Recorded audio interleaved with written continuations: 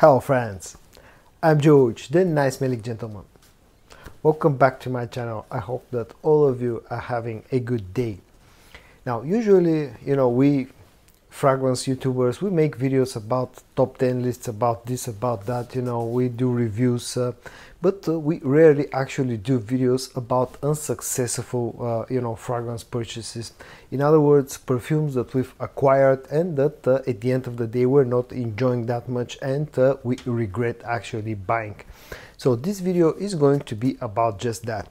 Today I'm going to show you 11 fragrances from my collection that I regret buying.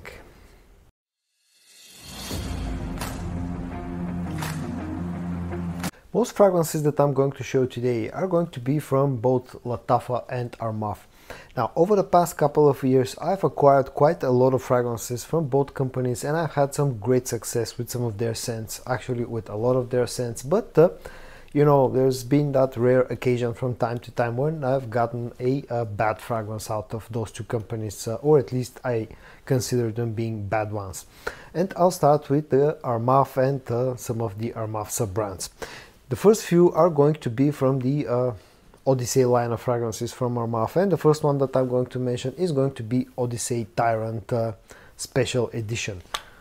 Now, if you ask me, there's nothing special about this fragrance. It's a take, Armaf's take on the Bvlgari's Tygar DNA, but for some reason there's something in this fragrance that's really, I can genuinely say that it's off-putting. Plus I have a few other clones that are a lot better when it comes to Tygar clones, and so the first fragrance that I regret buying from Armaf is called Odyssey Tyrant Special Edition. The second Armaf and the second member of the Odyssey line that I'm going to show you in this video is called Odyssey Aqua.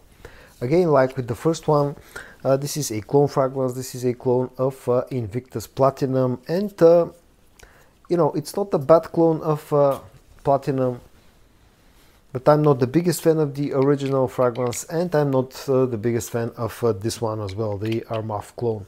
Now, the problem that I have with this fragrance is mainly in the opening. It just feels a bit too artificial. The opening is slightly off-putting, and also one other thing that I don't like about this fragrance is the performance.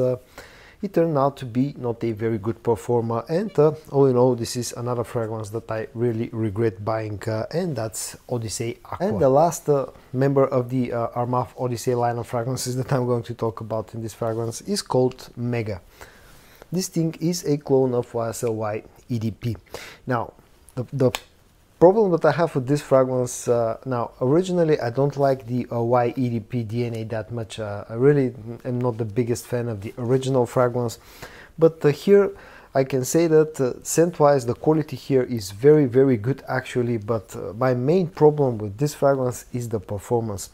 When I initially got this fragrance, it was a pretty weak fragrance. I was getting somewhere between 5 to 6 hours of performance out of it, and I was hoping that with maceration, like with a lot of other Middle Eastern fragrances, time and maceration will actually help with the performance of Mega. But unfortunately, even almost a year later, this thing is still underperforming. If you enjoy my videos, guys, and you're not yet subscribed to my channel, please consider hitting the subscribe button.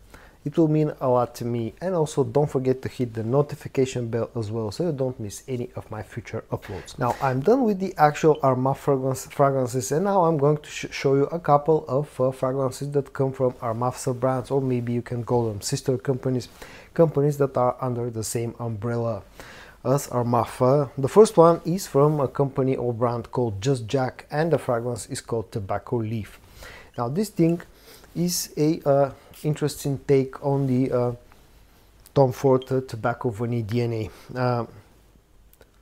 It has one good feature, and that's the performance. It's a really strong fragrance that has very, very strong projection and lasts for a really long time. You can almost call this one a beast mode performer, but scent wise, this is probably my least favorite clone of Tobacco Vanille.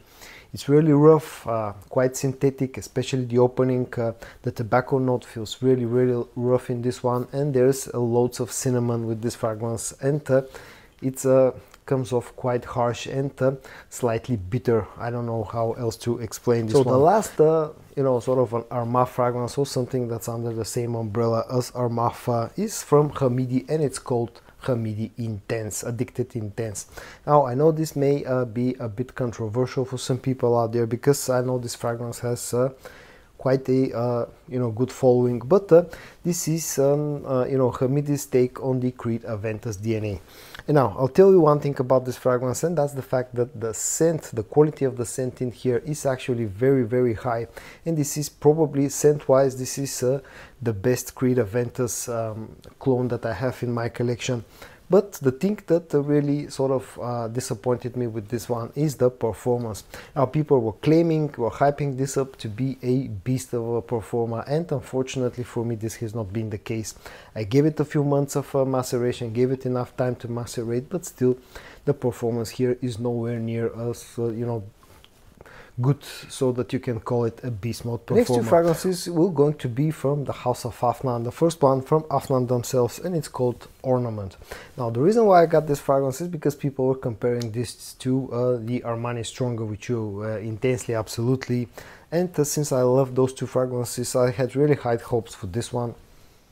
But as it turned out, this has almost nothing to do with the Stronger With You line. This is close to Azaro's Wanted fragrance actually, and I'm not the biggest fan of the original, and that means that I'm not the biggest fan of Ornament as well.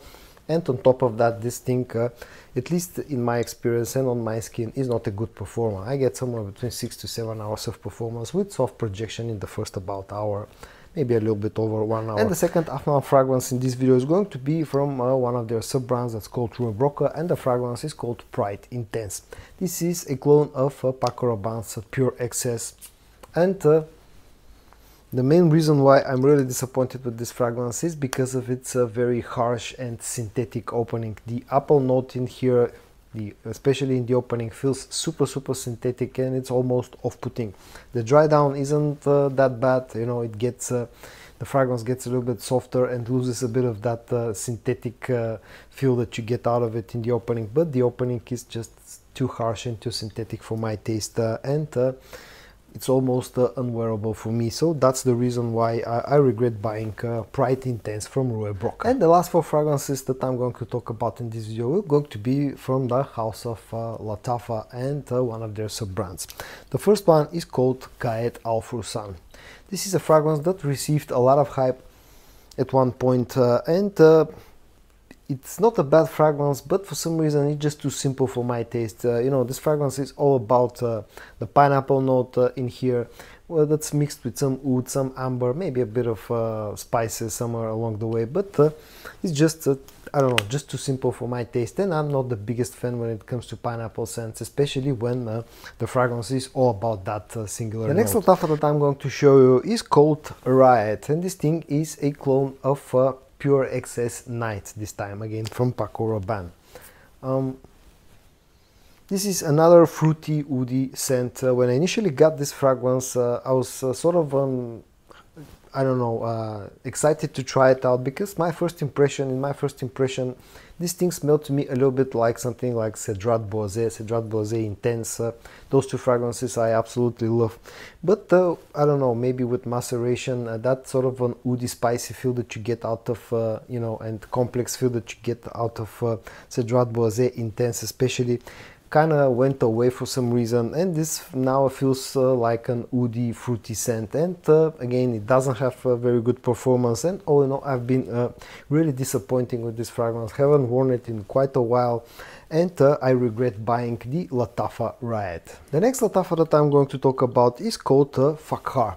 Now this is another fragrance that received a lot of hype, and there are two main reasons why I don't like this one, or I regret buying this one. First of all is because this is centered around the DNA that I talked about earlier.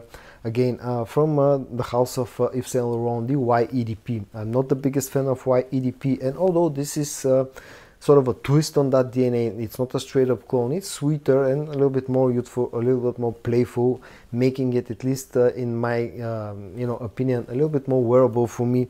Still, you know, I don't fully enjoy this fragrance, and the other thing that I really am disappointed with is the performance. People were claiming this to be a very strong performing fragrance, but on my skin it gives me something like 6 to 7 hours, which is an underperformer in my opinion. And that coupled with the fact that I'm not the biggest fan of the original scent really makes me regret purchasing the Fakhar from Lattafa. And the last Lattafa fragrance that I'm going to show you, and the last in this video as a whole, is going to be from their Maison Alhambra sub-brand, and it's called Baroque Rouge Extrait. Now, I've had great success with some of the Maison Alhambra scents, but unfortunately I cannot say the same about this one. Two main reasons. Again, the first one is that I don't think this is a very good clone of the original scent that it copies, and actually there are three reasons. The second reason is because I don't get that good of a performance out of it, and the third reason is because this thing has had a really bad leaking atomizer. I don't know if you're going to able to see it, but pretty much every time you spray you get a lot of fragrance all over your fingers or all over your hands, and the whole bottle gets wet, and whenever you put it, it makes a spot there as well, a stain. So all in all, I've been really disappointed with the Baroque Rouge Extrait from Maison Alhambra. So guys, in today's video I try to quickly show you 11 fragrances from my collection that I really regret buying. I hope that you found this video interesting. If you did, give it a like, and I also hope that I'm going to see you in my next video. And until then, stay safe and bye bye.